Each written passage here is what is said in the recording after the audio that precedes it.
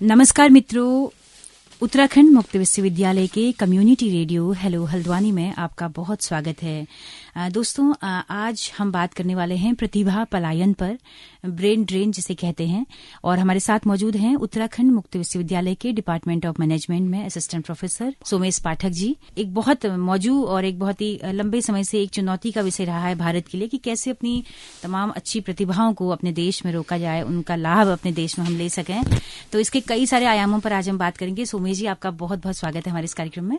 नमस्कार सभी श्रोताओं को। सोमेश जी, ब्रेन ड्रेन क्या है, सबसे पहले ये समझाएं। देखिए, ब्रेन ड्रेन एक काफी सुना हुआ ये एक टर्म है। ब्रेन ड्रेन पिछले 20-30 सालों से हम ये शब्द को सुनते जा रहे हैं। ब्रेन ड्रेन का मतलब है प्रतिभा पलायन। कहने का मतलब ये होता है कि जो किसी देश को छोड़ के अपनी प्रतिभा का लोहा मनवाने के लिए दूसरे देश में जाते हैं और वहां पे अपनी प्रतिभा से जिस देश में वो थे उससे ज्यादा कमाई करते हैं या उसको वहां पे इकोनॉमिक प्रोस्पेक्ट्स को ज्यादा खोलते हैं, आयाम उनके लिए, उसे ब्रेन ड्रेन कहते हैं। कि जैसे हमारे पास बहुत सारे एग्जाम्पल्स हैं। अगर हम बात करें तो जैसे बहुत सारे डॉक्टर्स हैं, बहुत सारे इंजीनियर्स हैं, बहुत सारे साइंटिस्ट हैं जो इंडियन ओरिजिन के हैं बेसिकली, और बाहर जाके वो काम करते हैं। उनके नामों पे हम अभी डिस्कस करेंगे। हम जानेंगे कि ऐसा क्यों होता है, कैसे होता है, और इसको अगर हम रोक सकते हैं तो कैसे रोका जाए। पहली बात तो ये है कि किसी को भी हम प्रतिभा को मांझने के लिए अगर कोई बाहर जाना चाहता है तो उसको हम रोक तो नहीं सकते, है ना? जी बिल्कुल क्योंकि नहीं। जैसे हम कहेंगे अगर पहाड़ का व्यक्ति कोई पहाड़ में ही रहे, क्योंकि पहाड़ में अगर आपको आपका मेंटल लेवल वहां पर सेटिस्फेक्शन नहीं है तो आपको कहीं ना कहीं पलायन, तो मतलब मुझे लगता है कि शहर के अपने देश के अंदर भी प्रतिभा पलायन होता है।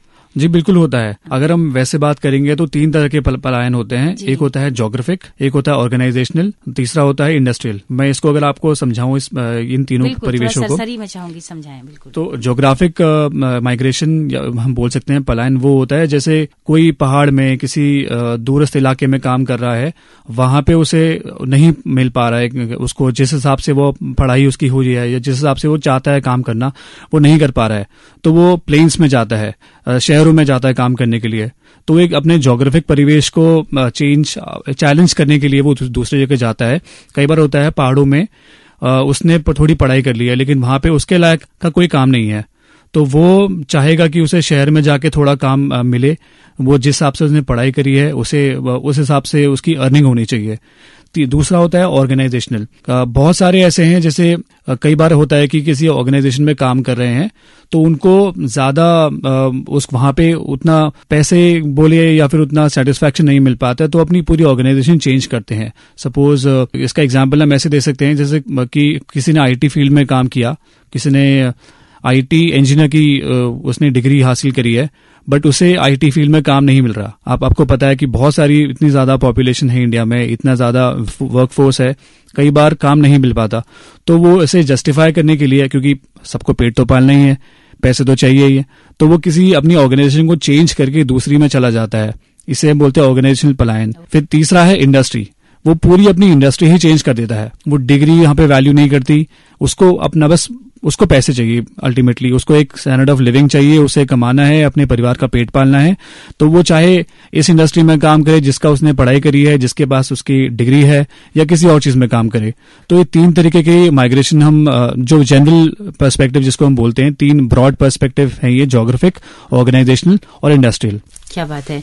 तो अब हम ब्रेन ड्रेन पे आते हैं कि जो बाहरी देशों में जो ब्रेन ड्रेन हो रहा है उसकी किन सेक्टर्स में हो रहा है। सबसे पहले तो ये बात करते हैं कि कौन कौन से वो प्रमुख सेक्टर हैं जहां पे ज्यादा पलायन है। देखिए, वैसे तो बहुत सारे सेक्टर्स हैं जिसमें पलायन होता है, लेकिन सबसे ज्यादा अगर देखा जाए तो हेल्थ सेक्टर में हम पलायन को देख रहे हैं पिछले कुछ सालों से। इंडिया में अगर हम रिसर्च की बात करें तो जो 0.7% है जीडीपी का, जिसे हम ग्रॉस डोमेस्टिक प्रोडक्ट बोलते हैं, सिर्फ 0.7% ही स्पेंड किया जाता है रिसर्च पे।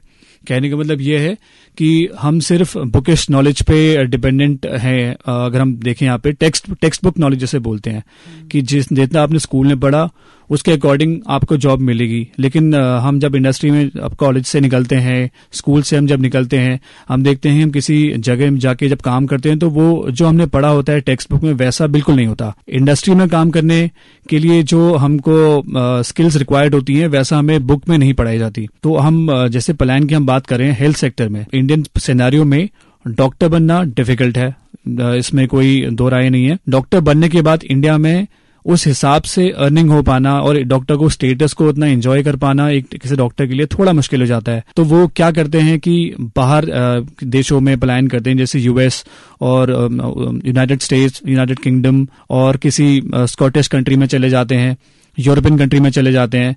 वहां पे ये क्या होता है कि इनको एक बेटर सैलरी मिलती है, एक स्टैंडर्ड ऑफ लिविंग इनका काफी अच्छा हो जाता है और इनको काफी मतलब अगर हम बात करें टैक्स बेनिफिट्स होते हैं, पॉलिसीज काफी इनके हित में होती हैं जो सरकार चलाती है। हम हेल्थ सेक्टर की बात करें तो इसमें सबसे ज्यादा है पलायन है। जी। उसके बाद सेकंड नंबर पे आईटी प्रोफेशनल्स। अब आईटी प्रोफेशनल से मेरे मतलब ये है कि जो लोग, अब हम एग्जाम्पल लेते हैं, जैसे गूगल की हम बात करेंगे तो गूगल का जो अभी हेड है वो है सुंदर पिचाई, और मास्टर कार्ड की बात करेंगे तो जो उसको मैनेज कर रहे हैं उनका नाम है मिस्टर बांगा। और ट्विटर की अभी लेटेस्ट आपका एडिशन है, ट्विटर की हम बात करते हैं तो पराग अग्रवाल। अब ये 3-4 एग्जाम्पल्स आप देख रहे हैं कि आईटी सेक्टर्स में कि जो इंडियन ओरिजिन के हैं और लेकिन बाहर जाके काम कर रहे हैं, और सिर्फ काम नहीं कर रहे हैं, इन लोगों ने की पोजीशंस को अचीव कर लिया है। बेसिकली पूरे जो वर्ल्ड में बड़ी बड़ी टॉप कंपनीज हैं उसको ये हेड कर रहे हैं। अब है तो इंडियन ओरिजिन के, लेकिन ये सेटल्ड बाहर है। कहने का मतलब ये है कि जो ये कमा रहे हैं, जो ये खर्चा कर रहे हैं, वो इंडिया में नहीं कर रहे हैं, वो इंडिया से बाहर रह के कर रहे हैं। तो जो इंडियन इकोनॉमी को ये बेनिफिट कर सकते थे इंडिया में रह के, वो नहीं हो पा रहा है। बाहर का अर्निंग है, बाहर का खर्चे हैं, तो सारी ये जो इनकी फैसिलिटीज इनको मिल रही हैं और जो ये एक करना चाहिए किस देश के लिए कर सकते थे, वो उस देश में जाके कर रहे हैं जहां ये सेटल्ड हैं अभी। जी, तो इनको वापस लाने के लिए क्या चुनौतियां भारत सरकार के सामने हैं और समय समय पर क्या क्या स्कीम्स उन्होंने चलाई हैं? देखिए मैम, चुनौतियां तो बहुत सारी हैं। इंडिया में जो अभी एक से पे स्ट्रक्चर होता है वो इंडिया में इस प्रोफाइल पे दे पाना काफी मुश्किल है। इंडिया का वर्कफोर्स बहुत ज्यादा है, मतलब आप लगा लीजिए कि ओईसीडी, अगर हम एक सिर्फ डेटा की बात करते हैं तो ओईसीडी के अकॉर्डिंग जो 30.5, ओईसीडी का मतलब है organisation of economic and cooperative development, उसके अकॉर्डिंग 30.5% इंडियन यूथ ऐसा है जो किसी भी जॉब में या किसी भी ट्रेनिंग डेवलपमेंट प्रोग्राम में एनरोल्ड ही नहीं है। अगर फिर UNDP, United Nations Development Programme, एक इंटरनेशनल संस्था है, उसके अकॉर्डिंग देखें तो 1991 से 2013 तक जितनी भी हमारी लेबर इंटेंसिव जॉब है जिसमें बहुत ज्यादा लेबर रिक्वायर्ड होता है, फॉर एग्जांपल हम एग्रीकल्चर की बात करें, मैन्युफैक्चरिंग की बात करें, तो कंस्ट्रक्शन की बात करें, जहां पे लेबर काम करता है, बेसिकली जहां पे हाथों से काम होता है, उसमें 50% तक ही ऑब्जॉर्बेंस हो पाया है पिछले इतने सालों में। और उनके अकॉर्डिंग अभी ये अगले 35 सालों में सबसे ज्यादा जॉब क्राइसिस देखा जाएगा। तो जब ये चीजें किसी इंडिविजुअल को पता होती हैं तो वो बाहर का रास्ता अपनाता है। उसे पता है कि यहाँ पे जहाँ पे बहुत सारा कंपटीशन है नौकरी के लिए, पढ़ाई के बाद भी उसे उतना कुछ नहीं मिल पा रहा है, तो वो बाहर जाना ज्यादा प्रेफर करता है। तो आपने बताया कि हेल्थ सेक्टर है, बाकी आईटी सेक्टर है जी। क्या होटल, आपने बाकी और अन्य श्रमिक तबके की बात भी की सर्वे के अकॉर्डिंग, तो क्या होटल लाइंस भी हैं कि जहां से भारत से बहुत पलायन है? जी बिल्कुल, होटल लाइंस में भी काफी पलायन होता है। अगर हम होटल इंडस्ट्री की बात करें तो होटल मैनेजमेंट का कोर्स इंडिया में उतना ज्यादा अच्छे तरीके से, मतलब एक बोलते हैं टैबू, हम उसको उतना अच्छा तरीके से देखते नहीं है। जबकि होटल इंडस्ट्री, अभी आप पैंडेमिक की बात करेंगे, जब भी पैंडेमिक आया था कोविड-19 के टाइम पे, ऑफ कोर्स होटल इंडस्ट्री बहुत सफर की थी, लेकिन जैसे ही पैंडेमिक ओपन हुआ, थोड़ा सा रिलैक्सेशन मिला, तो होटल इंडस्ट्री में काफी बूम देखने को मिला। क्योंकि लोगों की प्रवृत्ति ऐसा होती है कि वो इतने टाइम तक कहीं पर भी एक जगह बैठना कोई भी पसंद नहीं करता, और हम तो ह्यूमंस हैं, हमारा तो मन भी इतना चहलता रहता है कि कभी एक जगह पे बैठता नहीं है। तो जैसे ही पैंडेमिक में थोड़ी सी छूट मिली, लोगों ने घूमना शुरू करा और होटल इंडस्ट्री ने काफी बूम देखा। अब जब होटल इंडस्ट्री में काम करने के लिए आपके पास एम्प्लॉयज ही नहीं होंगे, और एम्प्लॉयज तब होंगे जब वो उस चीज की पढ़ाई करेंगे। तो जब उसकी पढ़ाई के लिए आपके पास उतना वर्कफोर्स ही नहीं होगा, उतना आपके पास स्किल्ड लेबर ही नहीं होंगे, तो काम कैसे करेंगे? इसलिए होटल मैनेजमेंट की पढ़ाई भी यहाँ पे बहुत सारा सफर करी है। और अब हम फॉर एग्जांपल एक बात करें, अगर हम यूएई की बात करते हैं, यूनाइटेड अरब एमिरेट्स की, कतर की, सऊदी अरेबिया की, तो होटल इंडस्ट्री में सबसे ज्यादा काम करने के लिए जितने भी लोअर वेजेस में जो काम कर रहे थे इंडिया में, वो बाहर चले जाते हैं काम करने के लिए। क्यों? क्योंकि वहां पे उन्हें उसी काम का डबल पैसा मिलता है। लेकिन वहाँ पे किन हालातों में वो काम कर रहे हैं, उनके श्रम कानून क्या है वहाँ पर, वो लागू हो रहे हैं नहीं हो रहे हैं, क्या भारत सरकार की ओर से कोई पहल है उनके लिए? देखिए, कानून तो हर देश के अपने हिसाब से ही होते हैं। कहीं कहीं पर कुछ कुछ जगहों में यह देखा गया था कि जो लेबर से वो काम कराते हैं वो काफी टफ कंडीशंस हैं, वहां पे वो लोग सर्वाइव करना कभी कभी मुश्किल हो जाता है। बंधुआ मजदूरी के तौर पर। हाँ, ये भी हमने सुना है कि बंधुआ मजदूरी भी हो जाती है कहीं पर कंसंट्रेशन कैंप्स भी बना रखे हैं उन लोगों ने उनके ठहरने के लिए। बट फिर अल्टीमेटली हम लार्ज स्केल की बात करेंगे तो ऐसा कुछ कुछ जगहों पे ही देखने को मिलता है, हर जगह ऐसा नहीं है। अब सऊदी अरेबिया की बात करेंगे, पहला बहुत ही कंजर्वेटिव टाइप की कंट्री हुआ करती थी, लेकिन कुछ टाइम से रिलैक्सेशन काफी आ गए हैं। तो वहां पे इंडियंस की एक अलग ही इमेज एक बनी हुई है। ऐसा नहीं है कि हर जगह पे बंधुआ मजदूरी ही या फिर ऐसा कुछ होता है। हाँ, कहीं पर होता था, कहीं पर हो भी रहा है। उस चीज को उस कंट्री के कानून में वो चीज देख भी रहे हैं, उसको सुधार भी हो रहा है। सुमेश जी, जो हम प्रतिभा पलायन की बात करते हैं तो जाहिर सी बात है कि किसी अच्छे देश के लिए हम पलायन करेंगे, विकसित राष्ट्र के लिए हम जाएंगे वहां पर काम करने के लिए। क्या भारत में भी कोई ब्रेन ड्रेन करता है? क्या भारत में भी किसी अन्य देशों से लोग आते हैं यहाँ पर पलायन करने, यहाँ पर नौकरी के सिलसिले में? मैम, नौकरी के सिलसिले में तो नहीं कह सकते, बट हाँ, भारत में टूरिज्म सेक्टर जो है वो काफी एक बड़े स्केल पे चल रहा है कुछ टाइम से। यहाँ पे काम करने के लिए तो नहीं आते। अगर हम वैसे जनरली देखें तो हम कुछ कुछ सेक्टर्स में कुछ परसेंटेज, बहुत कम परसेंटेज में अगर लोग काम कर रहे होंगे तो वो अलग बात है।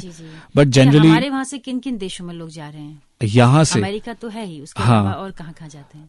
मैम, सबसे ज्यादा जैसे क्या जाते हैं? चाइना में थोड़ा कम है, क्योंकि चाइना की पॉलिसीज और इंडियन एक स्टैंडर्ड जो माइंडसेट होता है वो मेल नहीं खाता। चाइना ना लेबर उतना जाता है, ना वहां पे स्किल्ड जो हमारे पास प्रॉपर वैज्ञानिक बोल सकते हैं उसको, डॉक्टर्स, इंजीनियर्स बोल सकते हैं, आईटी प्रोफेशनल्स, वहां चाइना में उतना नहीं है पलायन। हमारा सबसे ज्यादा पलायन होता है यूएस में, यूनाइटेड स्टेट्स में और यूनाइटेड किंगडम में। यूरोपियन कंट्रीज में हम बात करें, बेल्जियम में, ग्रीस पे जाते हैं कुछ कुछ लोग, तो स्कॉटलैंड, डेनमार्क और एम्स्टरडैम कुछ लोग चले गए। तो बेसिकली ये जो वेस्टर्न कंट्रीज है, जो हम वेस्टर्न थॉट बोलते हैं, वेस्टर्न प्रोसेस ऑफ थिंकिंग, और जो हम कहते हैं कि वेस्टर्न हम इंस्पायर होते हैं मॉडर्न तरीकों से, तो वो मॉडर्न तरीके सिर्फ और सिर्फ वेस्टर्न में ही हमको देखने को मिलते हैं। हम उसको ही अपनाना चाहते हैं। ये हम इसमें अगर ये तौर तरीके, ये आधुनिकता, ये चिंतन का वो स्तर अगर उनको भारत में मिले तो हो सकता है कि वो उस वजह से वापस लौटें। जी बिल्कुल। कई बार ऐसा होता है कि अगर हम कोई जैसे इंजीनियर्स या साइंटिस्ट चले गए और उनको रहते रहते वहां पे 5-6 साल हुए हैं, तो उनको बुलाना थोड़ा एक आसान हो जाता है, क्योंकि उनको भी वहां पे उस परिवेश में ढले हुए ज्यादा टाइम नहीं हुआ है। बट कई बार ऐसा देखा गया है कि 20-30 साल हो जाते हैं, एक पूरी जनरेशन वहां रह रही है और उनके भी बच्चे हो जाते हैं, तो वो वहीं पर रहना ज्यादा पसंद करते हैं। इसके 2 रीजन है। पहला कि इंडिया में डुअल सिटीजनशिप ऑफर नहीं होती। तो इंडिया में अगर ऐसा होता है कि अगर आप सपोज इंडिया के सिटीजन हैं और कहीं बाहर काम करने गए हैं, उस जगह की आपको नागरिकता चाहिए, तो आपको इंडिया की त्याग करनी पड़ती है। हाँ, तो अगर इंडिया कुछ सालों में डुअल, अगर कुछ रियायत मिले तो हो सकता है कि वो यहाँ के भी मेंबर हों, बिल्कुल वहाँ के भी हों। इसका बहुत ही पॉजिटिव इम्पैक्ट देखने को मिल सकता है अगर 2 सिटीजनशिप इंडिया अगर ऑफर करे कुछ टाइम में, जो अभी तो शायद पॉसिबल ऐसा लग नहीं रहा है। बट अगर किसी और देश में ये है ये नियम जी नागरिकता का, हाँ, कुछ कुछ देशों में ऐसे नियम होते हैं जहाँ पे फेडरल नागरिकता मिलती है, जहाँ पे आप उस देश के भी नागरिक बन सकते हैं और दूसरे देश के भी नागरिक बन सकते हैं। यूरोपियन कंट्रीज में कुछ कुछ जगह ऐसा है। मैं आपको एग्जांपल देता हूँ। जैसे यूरोपियन कंट्रीज में 28 यूरो कंट्रीज में आती हैं, जो यूरो जोन, जहाँ पे यूरो एक सिंगल करेंसी फॉलो होती है। जैसे इंडिया में रूपी फॉलो होता है, यूएस में डॉलर होता है, यूके में पाउंड होता है, वैसे यूरोपियन नेशंस में सारे के सारे नेशंस में जो यूरोप में आते हैं उसमें यूरो फॉलो होता है। कहने का मतलब यह है कि वहां पे अगर आप किसी एक देश से दूसरे देश में आप ट्रैवल कर रहे हैं, तो आपकी ट्रैवल पॉलिसी बहुत ही इजी हो जाती है। आपको वीजा का झंझट थोड़ा कम रहता है, पासपोर्ट का आपका उतना प्रॉब्लम नहीं रहता है। तो अगर ये इंडिया में भी ऐसा हो जाए, इंडिया से दूसरे देश में या दूसरे देश से इंडिया में, पॉलिसीज को अगर रिलैक्सेशन करे सरकार तो काफी इजी हो जाता है किसी को दूसरे देश से और यहाँ से बाहर और बाहर से यहाँ ट्रैवल करना। अब हम देख रहे हैं कि 90 के दशक के बाद से जिस तरह से ग्लोबलाइजेशन का दौर आया तो पूरा दुनिया तो एक गांव विलेज में तब्दील हो गई है। छोटी से छोटी जानकारी भी हम कहीं भी गांव में बैठकर हासिल कर सकते हैं और इवन शायद अमेरिका की कई सारी कंपनियां के जो वर्कर्स हैं वो इंडिया में बैठकर शायद काम कर रहे हैं। क्या ऐसा भी है? देखिए, ग्लोबलाइजेशन आया था 1991 में, जिससे हम एलपीजी रिफॉर्म्स बोलते हैं, लिबरलाइजेशन, प्राइवेटाइजेशन एंड ग्लोबलाइजेशन। तो 1991 में जब ये आया तो उस समय इंडिया में क्या था कि उतना ज्यादा आईटी सेक्टर को लेकर इतना न क्रेज था, न इतना हमको पता था। तो जैसे ही पता चला, इंटरनेट भी उस समय एक नया नया आया था और फोन तो शायद उस समय थे ही नहीं। तो जैसे ही ये इंटरनेट का बोलबाला बढ़ा तो यहाँ से जितने भी पढ़े लिखे, जिसे हम बोलते हैं बड़े तबके के लोग, उन्होंने बाहर जाना ज्यादा सही समझा। देखिए, होता क्या है कि ज्यादा लोग थे और उनको पढ़ाने के लिए इंस्टीट्यूशंस कम थे। तो जब आपके पास कम चीज कैपेसिटी होगी, कैपेबिलिटी बहुत ज्यादा होगी, तो आप उस जगह माइग्रेट करेंगे जहां पे आपको लगता है कि आपकी मदद थोड़ा अच्छे तरीके से हो पाएगी। जहां तक बात है बाहर से लोग यहाँ आके काम करते हैं, जी बिल्कुल ऐसा है, लेकिन वो कुछ चुनिंदा इंडस्ट्री में ही है।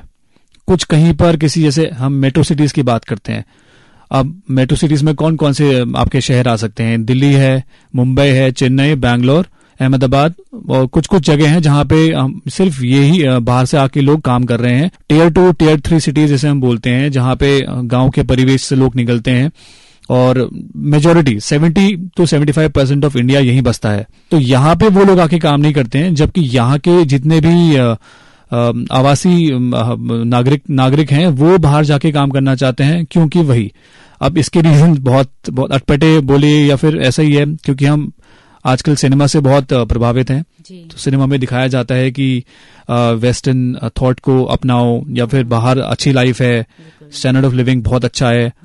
तो आजकल डेयरी और पोल्ट्री फार्मिंग भी थोड़ा कम सी हो गई है। तो ये सब रीजंस वही हैं कि लोग बाहर जाना चाहते हैं और बाहर जाते हैं, वो इन्फ्लुएंस हो जाते हैं और फिर बाहर जब वापस आते हैं तो उस हिसाब से उन्हें वो चीज नहीं मिल पाती है, वो उतना सेटिस्फाई नहीं हो पाते हैं। तो इसलिए वो ओवरसीज सिटीजन ऑफ इंडिया ही बनना चाहते हैं। जी जी। तो आपने बताया कि 90 के दशक के बाद ये प्रतिभा पलायन ज्यादा बढ़ा है जी, ग्लोबलाइजेशन के बाद से। हाँ। ऐसी कोई मिसाल है कि जो प्रतिभा पलायन हुआ हो और वो वापस लौटे हों इंडिया में, एक मिसाल बने हों, कोई अपना यहाँ बिजनेस शुरू किया हो? जी, सबसे बड़ा एग्जाम्पल तो अगर हम देखें तो होमी जहांगीर भाभा और विक्रम साराभाई। थोड़े पुराने एग्जाम्पल्स हैं लेकिन सही एग्जाम्पल्स हैं। और ये अब देखिए, विक्रम साराभाई स्पेस सेंटर, होमी जे भाभा एटॉमिक एनर्जी, आप सबने, काफी लोगों ने ये सुना होगा। और इसका एग्जाम्पल आपको मैं थोड़ा बता दूं, रॉकेट बॉयज नाम की एक सीरीज भी आ चुकी है सोनी लिव पे। तो वो यही चीज दर्शाती है कि कैसे जब सीवी रमन के टाइम पे, जब 1940 के दशक में जब साइंटिस्ट रॉकेट्स बनाना की कोशिश कर रहे थे और रॉकेट्स नहीं बन पा रहे थे बेसिकली, तो उस समय क्या हुआ था कि होमी जहांगीर भाभा, जो उस समय बाहर पढ़ रहे थे यूके, और विक्रम साराभाई, उन्होंने इंडिया वापस आके इंडिया में ही, भारत में ही इस चीज को एक ग्लोबल लेवल पे अचीव करने की कोशिश करनी चाहिए। और वो हम अब देख रहे हैं, विक्रम साराभाई स्पेस सेंटर से कितने सारे रॉकेट्स लॉन्च हो रहे हैं और जो कि छू रहे हैं आसमानों को। तो ये एग्जाम्पल कुछ ऐसे हैं जो जिन लोगों ने बाहर जाके पढ़ाई तो की, बट लेकिन वो दोबारा से भारत में आए और यहाँ की प्रोग्रेस में, यहाँ उसमें उसके लिए बहुत सारा काम किया। जी जी जी। तो बहुत ही बेहतरीन एग्जाम्पल आपने दिया। काफी सारी बातें हो गई हैं, चलते चलते कुछ छूटा अगर हो, कोई संदेश आपका हो या कोई कानून अगर कोई बने हैं इस संदर्भ में, तो उनके बारे में अगर आप बताना चाहें। देखिए, कानून ऐसा कोई कानून तो नहीं है, बट स्कीम्स बहुत सारी हैं जो कि भारत काफी कुछ सालों से अपना रहा है। तो जैसे एक रामानुजन स्कॉलरशिप फेलोशिप जिसे हम बोलते हैं, ये सरकार ने अपनाई थी कि जो जितने भी साइंटिस्ट और इंजीनियर्स हैं जो कि भारतीय ओरिजिन के हैं, उनको, जो दुनिया में कहीं भी काम करते हैं, किसी भी कंट्री में काम कर रहे हो, तो इंडिया में आके एक कोई बड़ी पोजीशन में लेके साइंटिफिक रिसर्च पोजीशन में इंडिया में काम कर सकते हैं। उन्हें फेलोशिप दी जाएगी। और एक जैसे प्रवासी भारतीय दिवस, इसके बारे में आप सुने होंगे, पिछले जब से 2014 से ये काफी लाइमलाइट में आया है। प्रवासी भारतीय दिवस 9 जनवरी को मनाया जाता है। तो इसमें क्या होता है कि जो ओवरसीज इंडियन कम्युनिटी है, जो बाहर रह रही है, जिसे हम प्रवासी भी बोलते हैं, उनका क्या क्या डेवलपमेंट हुआ है या उन्होंने क्या क्या डेवलपमेंट किया है इंडिया के, भारत के लिए, वो उसको सेलिब्रेट किया जाता है। फिर एक मिनिस्ट्री ऑफ एक्सटर्नल अफेयर्स ने एक प्रोग्राम चलाया है, नो इंडिया प्रोग्राम। इसमें क्या वो करते हैं कि 18 से 30 साल के जो यूथ है, मतलब जो यंग एकदम लड़के हैं या लड़कियां हैं, उनको वो कंटेम्प्रेरी इंडिया, जो इंडिया का प्रॉपर कल्चर है और इंडिया की रूट्स जिस हिसाब से जो पहले से थी और अभी भी जिसका रेलेवेंस है इंडिया में, उससे उनको आईना दिखाते हैं कि ये चीजें रह चुकी हैं और ये देखो आपका इंडिया ऐसा है, ये चीजें हैं और ये आपको जानना चाहिए। फिर एक वज्र करके एक स्कीम है, उसका फुल फॉर्म है विजिटिंग एडवांस्ड जॉइंट रिसर्च, जो उसको department of science and technology चलाता है। ये एक्सक्लूसिवली ये जो बाहर ओवरसीज साइंटिस्ट और एकेडमिशियंस काम करते हैं और उनके लिए है। तो उसका मेन फोकस है एनआरआईज पे और ओवरसीज सिटीजन ऑफ इंडिया, जिसको हम दूसरा इसका वर्जन बोल सकते हो, पर्सन ऑफ इंडियन ओरिजिन, उसको यहाँ पे इंडिया में बुला के और विजिटिंग फैकल्टी किसी इंस्टीट्यूट में आप काम कराते हो कुछ टाइम के लिए, तो उससे क्या होता है कि वो इंडिया में काम कर रहे हैं और विजिटिंग फैकल्टी के रूप में काम कर रहे हैं, तो कई बार वो टेन्योर बढ़ जाता है। जो टेन्योर अगर बढ़ेगा तो वहां पे जो उनसे रिलेटेड है, जो लोग इन्फ्लुएंस होते हैं, जो लोग बाहर चले गए पढ़ने के लिए या फिर जॉब करने के लिए, वो लोग इन्फ्लुएंस होकर वापस आते हैं और देखते हैं कि इंडिया में भी बहुत सारा स्कोप है काम करने के लिए। तो काफी सारी कोशिशें हुई हैं भारत सरकार की तरफ से प्रवासियों के लिए। तो काफी जानकारी सुमेश जी आपने दी और बहुत अच्छी जानकारी आपने दी है हमारे तमाम लिसनर्स जो इस कार्यक्रम को सुन रहे हैं। तो चलते चलते कोई संदेश आपका हो, कोई और मैसेज हो? देखिए, अब हमने प्रॉब्लम्स की तो काफी बात कर ली, प्रॉब्लम्स हैं ये भी पता है।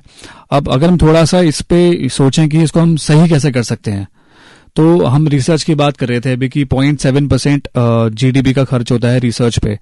अभी पॉलिसी शायद फ्रेम हो रही है या हो चुकी है, तो इसको 2.7% जीडीपी करने की बात चलाई थी सरकार ने कि अगर 2.7% जीडीपी पे या फिर 2.4% आप प्रिसाइज होके बोलें कि इसका हम रिसर्च पे लगाएंगे, तो उसका काफी एक बेनिफिट हो सकता है। दूसरा ये है कि जो बहुत ही एक अपॉर्चुनिटी की हम बात करते हैं कि लैक ऑफ हायर अपॉर्चुनिटीज, अभी हम ये देखते हैं कि इंडिया में कट ऑफ, जिसका हम हर साल देखते हैं कि जब 12th की कट ऑफ आती है, 10th की कट ऑफ आती है, 90, 95, 96 एक भीड़ सी लग गई है कि ये 96 के नीचे अगर आप लाए हो तो आप किसी काम के नहीं हो। इसी के चलते जो अभी न्यू एजुकेशन पॉलिसी आई है, कस्तूरी रंगन कमेटी ने जो बनाई थी, उसमें इस चीजों का काफी ख्याल रखा गया है।